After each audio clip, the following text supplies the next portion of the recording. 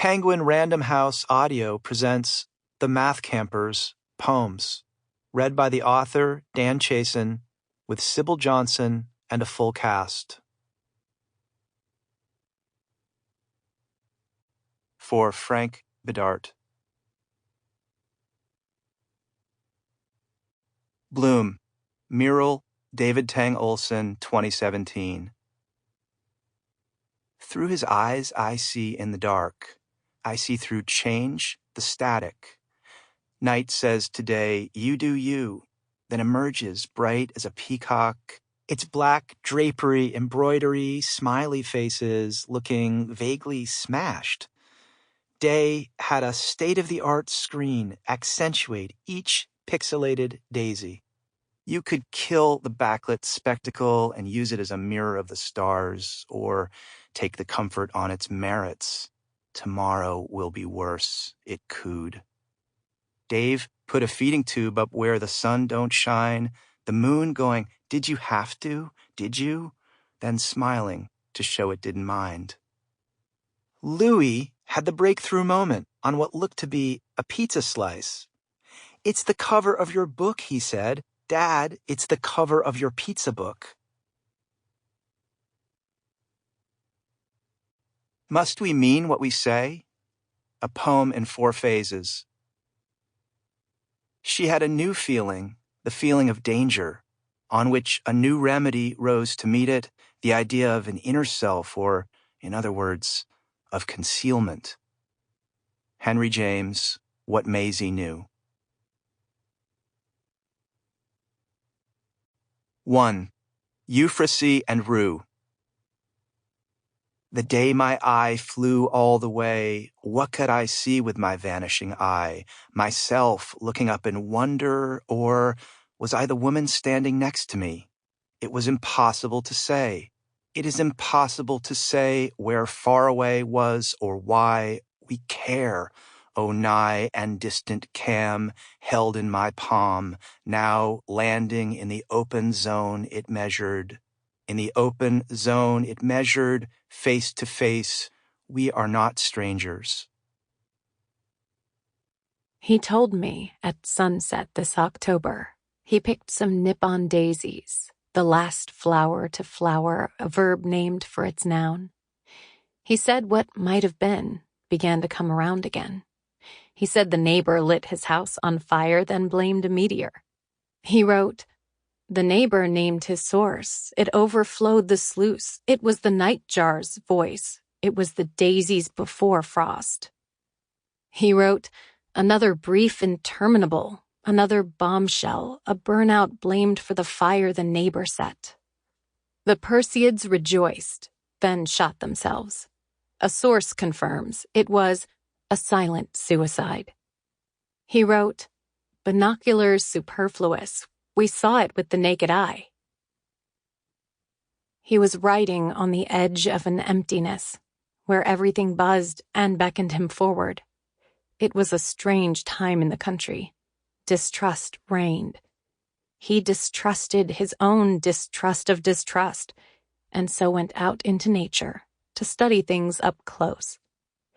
He wrote, confusion in the hive. Nature locked the door on her darlings. News reports confirmed. They shivered and pled and prayed and died and were plowed under. He was writing an autumn journal, he wrote, because in autumn everything abundant was dying. The old themes had proven true, a source confirms. His own death and the death of everyone he loved confronted him on his long runs at dusk in the woods.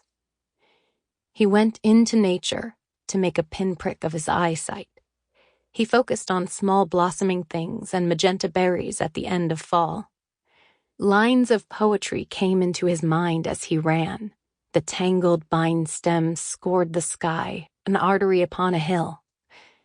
It may just be my mind, he thought. It may just be my mind. He wrote, it may just be my mind. He wrote, in the branch overhead, the nightjar, the manic neighbor told dirty jokes. Mothers moved their babies to another tree, alarmed to see how far he had fallen.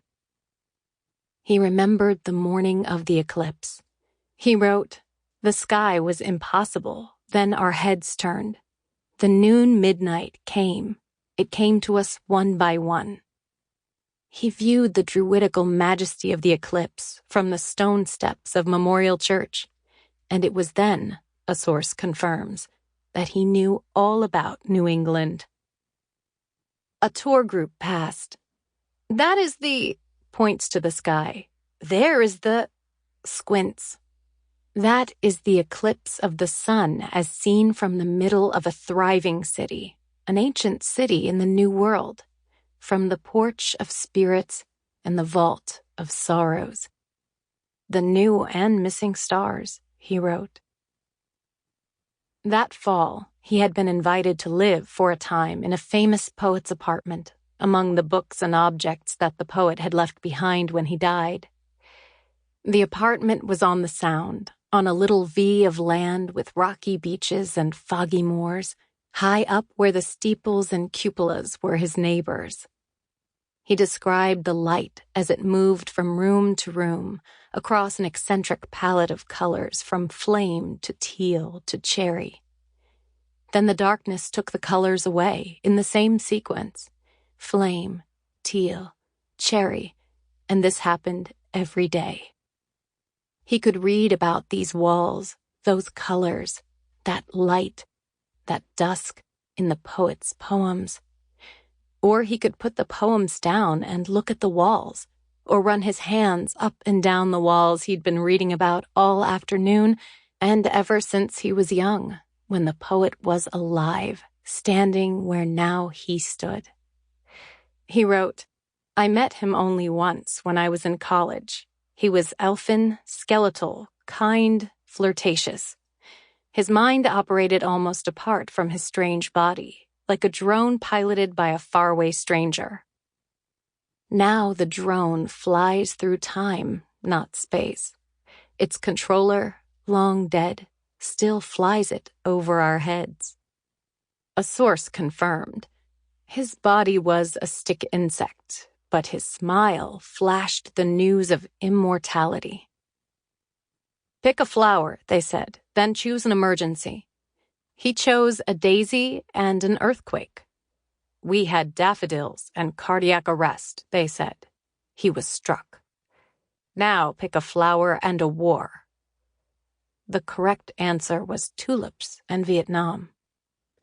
He wrote, "In the cellar near the bulkhead door where the darkroom chemicals were stored. There I discovered the chamois uniform my grandfather kept as a souvenir."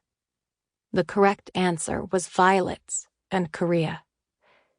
He was struck again, and his right cheek exploded upon the blow. He had been a child only yesterday.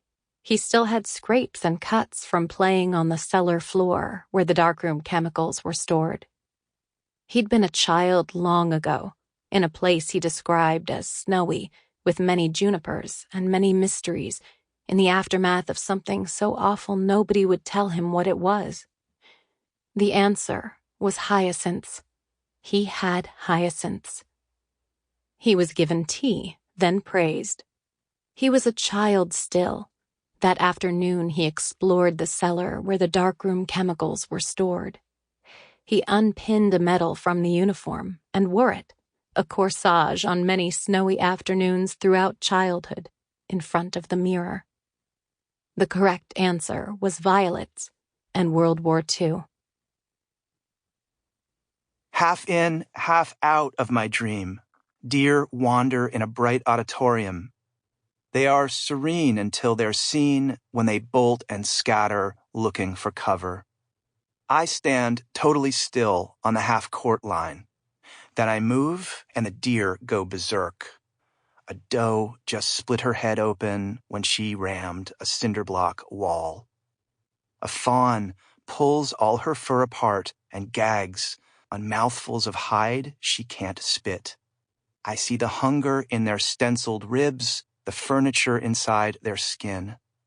And then I'm spared, alone in bed. I'm 46, a trespasser in my dream gym. The dear... Sample complete. Ready to continue?